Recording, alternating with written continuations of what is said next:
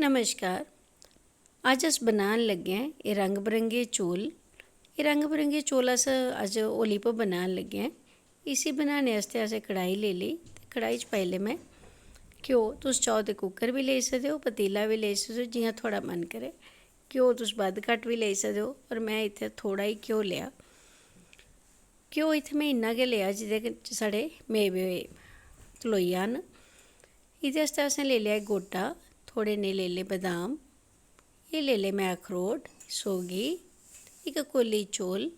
ते एह् मैं लेई ले बक्खरे बक्खरे 3 रंग। तुस चाहो ते 4-5 भी रंग भी लेई सकदे हो। हून असें एह् घ्यो रक्खी लेआ, गर्म होई पेआ घ्यो।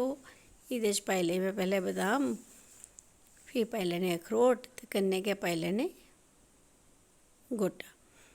एह् गोटा मैं बरीक बरीक गै कट्टेआ हा। तुस चाहो ते इसी कद्दूकस भी करी सकदे हो, ते जां फ्ही जियां थुआढ़ा मन करे उ'आं कट्टी लैओ।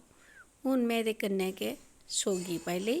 सौगी बी असें बड़ी लाल सुर्ख निं करनी, बस असें थोड़ी गै इसी तलना ऐ असें। दिक्खो जियां गै मेवे होना शुरू होई जान, केईं लोक इ'नें मेवें गी बाह्र कड्ढी लैंदे न, पर मैं एह्दे बिच्च ही रैह्न देने। एह्दे बिच्च गै मैं पाई लैने चौल। बस एह् जेह्ड़े कोली चौल हे एह् मैं धोइयै पाई ले बिच्च। अच्छा, हून असें केह् करना कि इ'नें मेवें च गै असें इ'नें चौलें गी शैल करियै राड़ लोआनी ऐ। इ'नें शैल करियै असें भुन्नी लैना, ताकि साढ़े जेह्ड़े चौल न एह्दे च घ्यो ते मेवें दा असर आई जाए। ते इ'यां बी करने कन्नै चौल जेह्ड़े न ओह् थोह्ड़े खिड़े दे बनदे न। एह्दे च चौल जेह्ड़े न तुसें थोह्ड़े खड़े खड़े रक्खने पौने न, बड़ा भत्त निं पकाई सकदे अस इं'दा। बस असें इसी आस्ता आस्ता हल्के हत्थें कन्नै, पोले पोले हत्थें कन्नै गै चौलें गी ल्हांदे जाना, ताकि जेह्ड़े साढ़े बासमती चौल न टुट्टन नेईं। बस एह् दिक्खो हां चौल साढ़े होई पे। ते हून अस एह्दे च गै खंड पाई लैन्ने आं। खंड जेह्ड़ी ऐ मैं अद्धी कौली पाई ऐ, पर तुस अपना जियां मिट्ठा खंदे हो बद्ध घट्ट उ'आं पाई सकदे हो। अगर तुस चाहो ते एह्दे च शक्कर जां गुड़ भी पाई सकदे हो, जियां थुआढ़ा मन करे। पर मैं इत्थै खंड गै पाई ऐ। खंड पाने दा मतलब एह् बी होंदा कि जिसलै अस रंग पान्ने आं ते फिर साढ़े रंग जेह्ड़ा ऐ ओह् साफ सुथरा सानूं लब्भी जंदा। 4 मैं लाचियां लेई लेइयां, इ'नेंगी मैं कुट्टियै एह् बी बिच्च पाई लैनियां न। साढ़े जेह्ड़े डोगरे न इ'नेंगी मिट्ठा ज़्यादा पसंद होंदा, उस बजह नै मेवे, घ्यो, दुद्ध, देहीं ज़्यादा खंदे न। तां गै साढ़ी भाशा जेह्ड़ी ऐ डोगरी, एह् बी मिट्ठी भाशा ऐ। तां ही डोगरें गी बी मिट्ठे आखदे, मिट्ठी बोली, मिट्ठी भाशा। हून असें इक कौली चौल ले हे ते 1.5 कौली असें पानी पाई लेआ। बस इसी बी असें शैल करियै लाइयै ते बस चौल सारे पानी दे बिच्च कट्ठे करी लैने। ते बिल्कुल निक्के सेक पर असें इ'नें चौलें गी पक्कन देना। इ'नेंगी तुस अगर कुकर च पकाओ तां ते इक सीटी लोआओ ते चौल बनी जंदे न, पर मैं इ'नेंगी थोह्ड़ा खड़ा खड़ा रक्खना, उस बजह नै मैं इत्थै इक बड्डी कड़ाही लेई लेदी ऐ। हून असें 3 कौलियां लेई लेइयां। इ'नें कौलियें च असें 4-4 चम्मच पानी पाना, ते एह्दे च गै असें थोह्ड़ा थोह्ड़ा रंग पांदे जाना। एह् साढ़े खाने आह्ले रंग न, जि'नेंगी फूड कलर बी आखदे न। मेरे कोल इत्थै 3 रंग न। इक मेरे कोल ऐ सैल्ला, दूआ मेरे कोल ऐ लाल, ते त्रीया मेरे कोल ऐ थोह्ड़ा जेहा पीला संतरी रंग ऐ। इ'नें 3 रंगें गी थोह्ड़ा थोह्ड़ा पाइयै घोलने ताईं मैं छड्डी देना। एह् पाई लेआ मैं लाल रंग,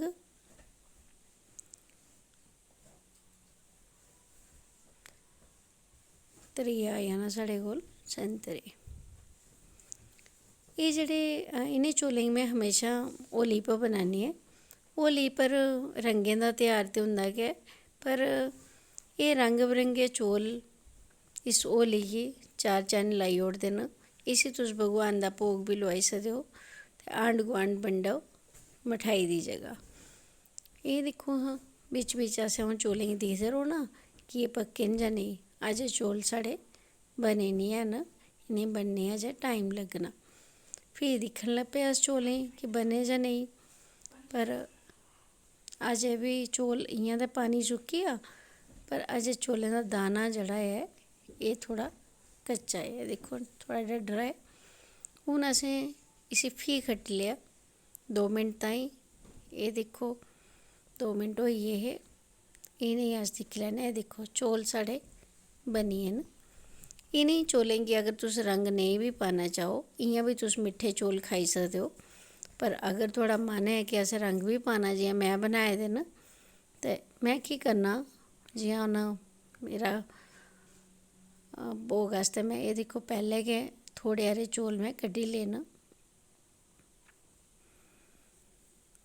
तुस अगर ड्राई फ्रूट पैह्लें नेईं पाए दा होए ते एह् चौल बिल्कुल चिट्टे बनदे न।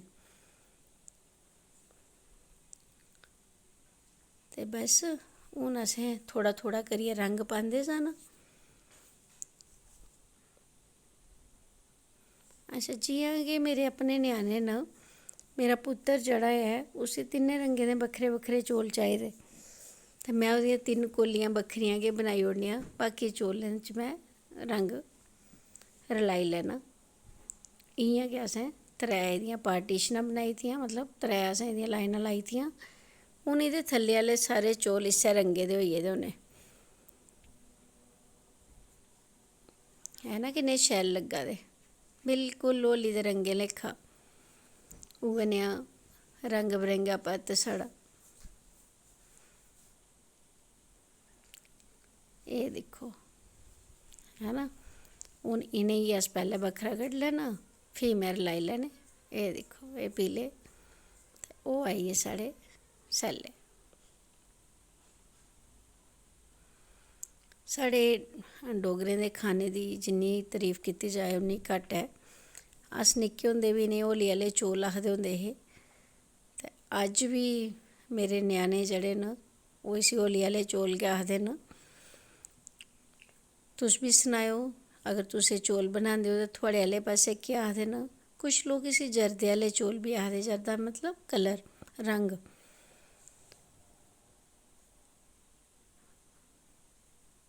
इ'यां गै असें इ'नेंगी कड्ढी लैना ते बस फिर अस रलाई लैन्ने आं।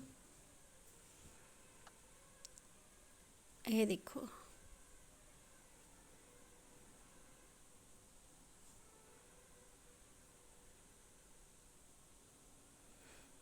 सनाओ हां भला कनेह् लग्गे थुहानूं चौल। तुसें सारें गी होली दियां मतियां मतियां बधाइयां बी मेरी तरफा। सभनें दी जिंदगी च माता रानी हमेशा इ'नें चौलें लेखा मिठास भरै, ते इ'यां थुआढ़ी जिंदगी च खुशियें दे रंग भरोए दे रौह्न। एह् दिक्खो हां, एह् चौल असें पैह्लें आह्ले कड्ढी ले बिना रंग आह्ले, एह् सारे मिक्स करियै रंग, है ना। एह् दिक्खो हां कनेह् लग्गा दे भला। एह् साढ़े न बक्खरे बक्खरे रंग। अपने कोला ते कोशिश कीती ऐ में इ'नें चौलें गी बनाने दी। तुस बी सनाएओ जरूर, तुस बनांदे हो ते कि'यां बनांदे हो। ते इ'नेंगी अपने डुग्गर दी डिशेस गी लोकें च ज़्यादा कोला ज़्यादा शेयर करो, प्रमोट करो, ताकि साढ़े डुग्गर दी रुट्टी गी इक पन्छान थ्होई सकै। तुं'दा